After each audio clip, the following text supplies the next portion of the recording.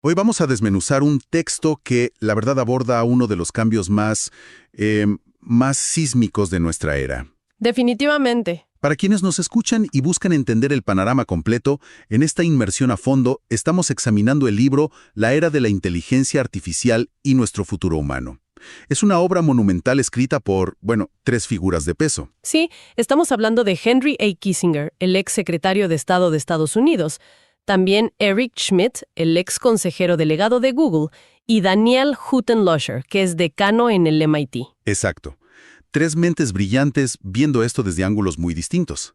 Y para arrancar, creo que es súper vital establecer de qué no trata este análisis. Claro, es una aclaración súper necesaria, porque el objetivo de las fuentes de hoy no es especular sobre, escenarios de ciencia ficción donde las máquinas toman el control físico del planeta. Ajá, nada de Terminator por ahora. Exacto, nada de eso.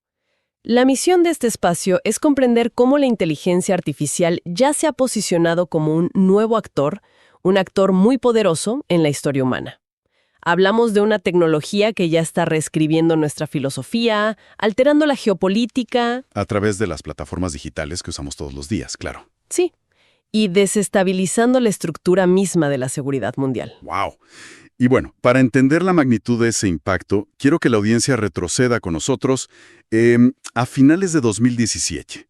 Hubo una revolución completamente silenciosa en el mundo de la tecnología. Un momento bisagra, digamos. Totalmente. Un programa de IA llamado AlphaZero se enfrentó a Stockfish. Y para dar contexto, Stockfish en ese momento era el campeón mundial indiscutible de software de ajedrez. El rey absoluto. Sí, pero la diferencia clave, y esto me voló la cabeza, es que a AlphaZero solo se le dieron las reglas básicas del juego. O sea, ningún humano le programó aperturas clásicas ni jugadas maestras. Nada de la experiencia de siglos de ajedrez estaba en su código. Solo le dijeron, estas son las piezas, así se mueven, gana. Tal cual. Jugó contra sí mismo durante apenas 4 horas. 4 horas. Y luego se enfrentó al campeón. Jugaron 100 partidas y, AlphaZero ganó 28, empató 72 y perdió 0. 0. Es un nivel de dominio absoluto. Y lo impactante no fue el marcador, sino cómo jugaba. Ejecutaba movimientos que a simple vista parecían errores de novato, como sacrificar a su reina tempranamente. Seguía una lógica que nuestra especie, nunca había contemplado en milenios. Y ese comportamiento, fíjate, ilustra perfectamente el salto de esta tecnología. Porque los motores de ajedrez de antes, como Stockfish, dependían de lo que llamamos heurísticas humanas. Es decir, reglas que nosotros inventamos. Exacto. Evaluaban el tablero basándose en valores que los programadores le asignaban a ciertas piezas. Pero AlphaZero no. Al aprender jugando contra sí mismo, optimizó sus propios algoritmos. No estaba limitado por, digamos, nuestros prejuicios estratégicos. No pensaba como humano. Para nada. Simplemente mapeó el inmenso espacio de probabilidades matemáticas del ajedrez y así descubrió caminos hacia la victoria que son geométricamente invisibles para nosotros. A ver, vamos a desglosar esto. Porque pasar de un tablero de ajedrez cerrado a la complejidad del mundo real, ahí es donde la historia da un giro fascinante. Sí, las implicaciones son brutales. Porque, ¿qué sucede cuando esta misma capacidad de ver este espacio de probabilidades se aplica, digamos, a la biología para salvar vidas? Las fuentes detallan un caso en el MIT en 2020. Ah, el caso de los antibióticos, claro. Ese mero. Buscaban un nuevo antibiótico para combatir bacterias súper resistentes. Usar los métodos de laboratorio tradicionales habría sido prohibitivamente caro, además de tomar décadas. Y ahí es donde entra esta misma lógica alienígena de la IA. Exacto. Lo que hicieron fue entrenar a la IA con unas 2000 moléculas conocidas. Y una vez que aprendió, la soltaron en una biblioteca digital inmensa. De unas 61,000 moléculas, si no me equivoco. Sí, 61 a 1000. Le pidieron que encontrara algo que matara a la bacteria, pero que no se pareciera a nada que hubiéramos usado antes. Y la máquina encontró una molécula ganadora. La bautizaron, y me encanta este detalle, la llamaron Alicina, en honor a la computadora HAL de Odisea del Espacio. Un guiño muy apropiado. Y lo fascinante aquí es cómo la IA llegó a esa conclusión. Porque los propios investigadores no pudieron articular de inmediato por qué funcionaba la alicina. O sea, la máquina vio algo que ellos no. Exactamente. La IA identificó propiedades moleculares y relaciones estructurales que los humanos ni siquiera le habían codificado. Detectó aspectos de la realidad que son prácticamente imperceptibles para nuestra biología. ¡Wow! Es que, imagínate, es como si un extraterrestre aterrizara en la Tierra, jugara nuestros juegos y curara nuestras enfermedades usando reglas que siempre han estado ahí, frente a nuestros ojos. Pero que nosotros somos biológicamente incapaces de ver. Exacto. Y ojo, no solo pasa en la medicina. También mencionan el caso de modelos generativos, como GPT-3. El procesamiento del lenguaje, sí. Cuando a este sistema le pidieron responder a comentarios filosóficos, generó una carta argumentando, con una claridad que asusta, que podía entender los textos, pero que no tenía moral. Y lo hace sin entender realmente lo que dice. Y ese punto que tocas, nos empuja a un terreno muy profundo. Porque si la IA puede acceder a la realidad de una manera diferente y procesar datos a esa escala, cambia por completo un paradigma histórico. ¿Cuál paradigma? El de que el intelecto humano es la cúspide de la cognición en el universo. Claro, y eso nos lleva al terremoto filosófico que plantean los autores. Porque si la IA ve una realidad que nosotros no, ¿dónde nos deja eso a nosotros? En una crisis existencial bastante interesante. Totalmente. Digo, pensemos en el mito de la caverna de Platón, donde solo vemos las sombras de la realidad. Luego pasamos por la Edad Media, entendiendo todo a través de la religión. Y de ahí damos el salto a la imprenta y a la ilustración. El despertar de la razón. Ajá. Y es cuando Descartes lanza su famosa frase de «pienso, luego existo». O sea, consagramos a la mente razonadora humana como el centro de todo. Hasta que llega Immanuel Kant en el siglo XVIII y nos pone un freno. A ver, cuéntanos de Kant, porque esto es clave. Kant introduce este concepto crítico llamado la cosa en sí. Básicamente es la realidad objetiva pura que existe independientemente de nuestra experiencia. Ok, la realidad sin filtros. Exacto. Y Kant argumentaba que la mente humana siempre filtra y distorsiona todo a través de nuestros sentidos. Por lo tanto, nunca podemos conocer esa cosa en sí. Estamos confinados a nuestra biología. Entonces, ¿qué significa todo esto frente a la IA? Porque, durante 300 años aceptamos los límites de Kant, porque, no había de otra. Éramos la única especie inteligente. Claro, no teníamos punto de comparación. Pero ahora me pregunto, ¿acaso la IA es la herramienta que finalmente penetra esa cosa en sí de Kant? Porque digo, la máquina no tiene emociones, no tiene ojos ni oídos biológicos. Esa pregunta es fundamental y los autores la validan completamente. Explican que la llegada de la IA es una disrupción filosófica al mismo nivel que la invención de la imprenta o la propia ilustración. ¡Wow! Palabras mayores. Es que la mente humana está cediendo su lugar de exclusividad. Ya no somos los únicos descubridores y catalogadores del mundo. Pero, a ver, para que quienes nos escuchen entiendan cómo pasamos de computadoras gigantes y rígidas a máquinas que descubren antibióticos, tenemos que hablar de cómo les enseñamos. El motor detrás de la magia, por así decirlo. Exacto. Todo esto empieza, según el libro, con la prueba de Turing en 1950. Turing decía, ¿vamos a evaluar el comportamiento externo de la máquina? No, si tiene una vocecita interna pensando. Y ese enfoque fue crucial. Pero durante décadas nos estancamos usando algoritmos clásicos. Estos algoritmos funcionaban con reglas estrictas. Si querías que la computadora reconociera un gato... tenías que decirle, busca 2 orejas de triángulo y bigotes. Exactamente. Y si el gato estaba de espaldas, el sistema fallaba por completo. El verdadero salto ocurre cuando pasamos al aprendizaje automático, o machine learning. Que es cuando entran las redes neuronales profundas, ¿no? Inspiradas de forma abstracta en la sinapsis de nuestro cerebro. Así es. Y las fuentes desglosan 3 estilos principales de aprendizaje en este campo. El primero es el supervisado. Como el de la alicina, ¿verdad? Exacto. Le das a la máquina un montón de datos ya etiquetados por humanos para que aprenda a relacionar variables. El segundo es el aprendizaje no supervisado. Que es encontrar patrones en el caos total. Tal cual. No le das etiquetas, solo montañas de datos. Es como Netflix agrupando usuarios según sus gustos, descubriendo microtendencias que un humano jamás notaría. Claro. Y el tercero es por refuerzo, que es lo que hizo AlphaZero. Te doy una meta, te doy un premio si ganas y averigua cómo lograrlo. Y este modelo ha permitido cosas increíbles, por ejemplo, en la traducción de idiomas. Uy, sí, el tema de los corpus paralelos, eso me pareció loquísimo. Ya no le enseñan gramática a la máquina.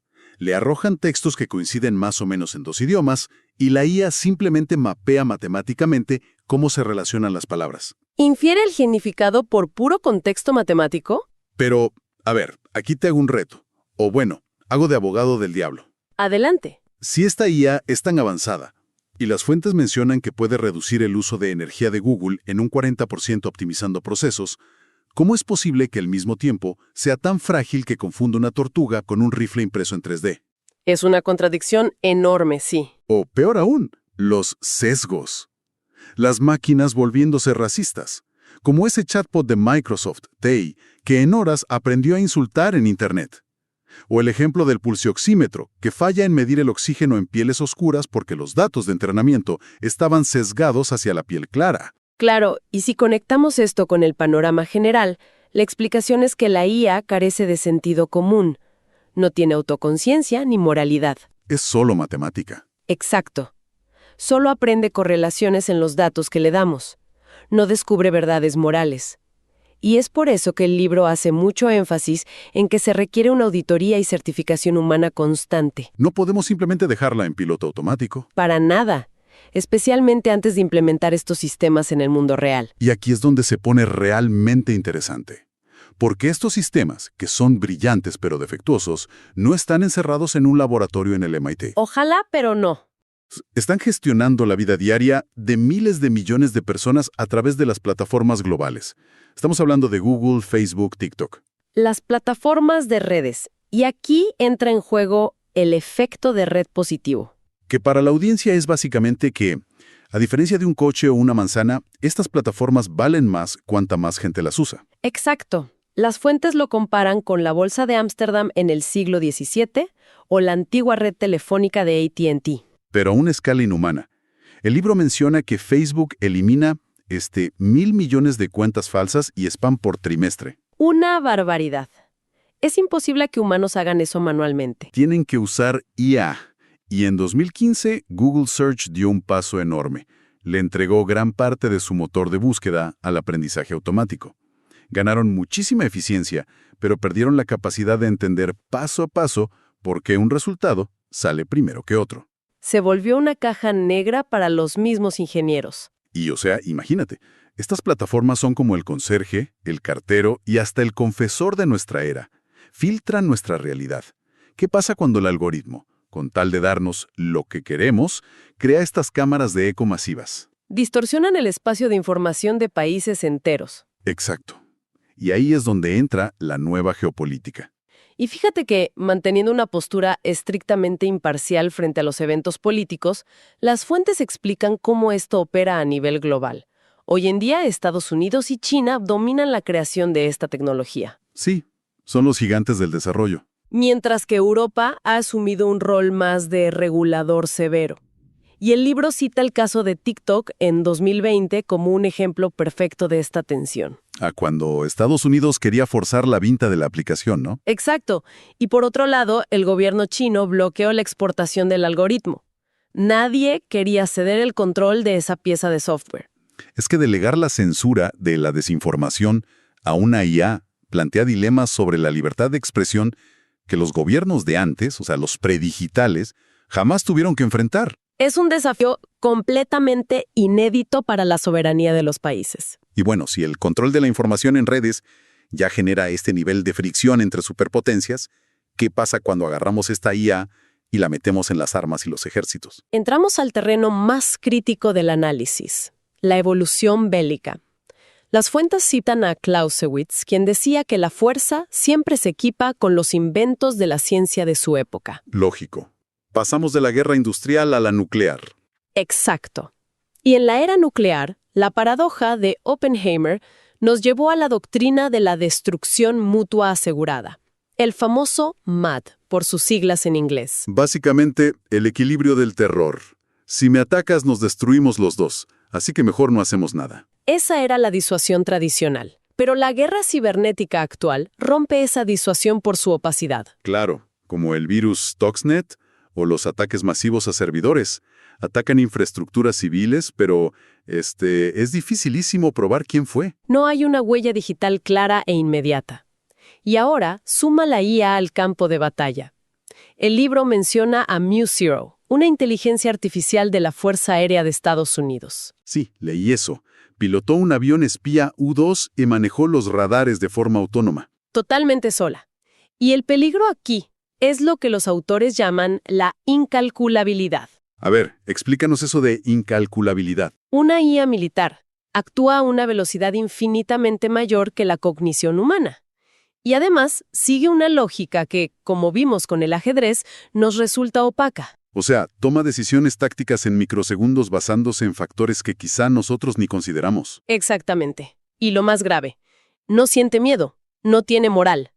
Por lo tanto, la psicología del terror que mantenía la paz en la Guerra Fría aquí simplemente no aplica. Oye, y esto me plantea un reto estratégico enorme. O sea, en la Guerra Fría, si querías controlar las armas, mandabas inspectores a contar cuántas ojivas nucleares tenía el enemigo, ¿verdad? Podías ver físicamente el arsenal. Pero el código de una IA es invisible y puedes copiarlo en un USB en 2 segundos. ¿Cómo demonios se firma un tratado de paz o de control de armas para algo que ni siquiera puedes ver? Bueno, esto plantea una pregunta importante, y los autores son muy claros. El control de armas para la inteligencia artificial es, sin duda, el mayor reto diplomático de nuestra era. ¿Y cuál es la salida? Porque nadie va a borrar la IA de sus computadoras. Exacto. La solución no es el desarme unilateral. Ningún país va a desinventar la tecnología. La clave está en establecer límites globales estrictos que garanticen una sola cosa. Que un humano siempre tenga el dedo en el gatillo, digamos. Precisamente. Que un ser humano siempre tenga la decisión final sobre la vida y la muerte. La máquina puede recomendar, puede analizar, pero no puede jalar el gatillo sola. Es un alivio escuchar eso como propuesta, al menos. Y bueno, para ir resumiendo esta inmersión, me queda claro que la IA es una revolución sin ningún tipo de precedente. Así es. Por un lado, nos ofrece curas casi milagrosas y eficiencias extraordinarias en nuestro día a día. Pero por el otro, nos exige, casi nos obliga, a reevaluar nuestro papel en el universo. Cambia cómo nos relacionamos a través de estas plataformas enormes y nos pone el reto de evitar catástrofes bélicas que ni siquiera podríamos comprender. Es un momento histórico que requiere mucha responsabilidad. Totalmente. Y para despedirnos, quiero dejar a quienes nos escuchan con un pensamiento provocativo, algo para que mastiquen por su cuenta, que se construye sobre todo esto. Adelante. A lo largo de la historia, inventamos herramientas físicas, como el arado o el tractor, que reemplazaron nuestro trabajo manual. Nos hicieron físicamente más débiles, tal vez, pero intelectualmente más libres. Liberaron nuestro tiempo. Exacto. Pero si ahora le delegamos a la IA la tarea de entender la realidad, de hacer la diplomacia, de traducir nuestra cultura y hasta de escribir nuestro propio código, corremos el riesgo de que el músculo cognitivo de la humanidad se atrofie. Es una posibilidad aterradora. Porque si la máquina se vuelve la experta absoluta en comprender el mundo, ¿qué le queda exactamente a la conciencia humana?